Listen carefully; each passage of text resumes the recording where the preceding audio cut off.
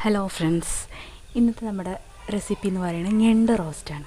അപ്പം നല്ല ഫ്രഷ് ഞണ്ടെടുത്ത് ഞാൻ കഴുകി വൃത്തിയാക്കി വെച്ചിട്ടുണ്ട്. ഇനി ഇതെങ്ങനെ ഉണ്ടാക്കാൻ നോക്കാം. ചട്ടി ചൂടായിട്ടുണ്ട്. ഇനി നമുക്കിതിലേക്ക് ജീരകം, വലിയ ജീരകം ഒരു 1/2 ടീസ്പൂൺ, അതൊന്ന് പൊട്ടി വരുമ്പോൾ ഇഞ്ചി വെളുത്തുള്ളി പേസ്റ്റ് ഇട്ട് കൊടുക്കാം.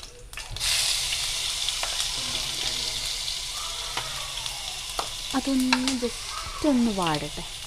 ഇനി ഇതിലേക്ക് ഒരുപാട് കറിവേപ്പിൻ്റെ ഇലയും 2 വലിയ ഉള്ളി അരിഞ്ഞത് ഇട്ട് കൊടുക്കാം. ഇതൊന്ന് നന്നായിട്ട് വാടട്ടെ കേട്ടോ.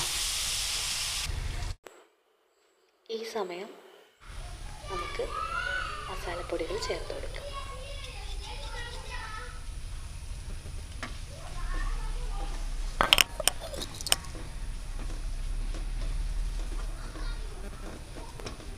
ആ മസാലപ്പൊടിയുടെ പച്ച മണം മാറുന്ന വരെ നമുക്ക് നന്നായിട്ട് ഇളക്കി കൊടുക്കാം. ഇനി ഞണ്ടിട്ട് കൊടുക്കാം.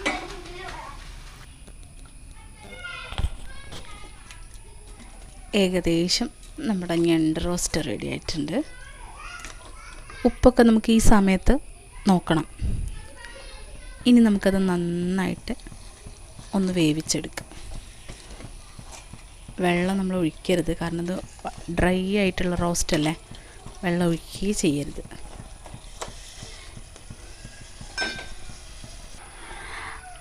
അത് നമ്മുടെ ഞണ്ട് റോസ്റ്റ് നന്നായി വറ്റി റെഡി ആയിട്ടുണ്ട്.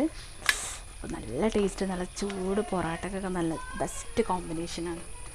അപ്പോൾ എല്ലാവരും ട്രൈ ചെയ്യുക. ഇഷ്ടമായ ലൈക്ക് ചെയ്യുക.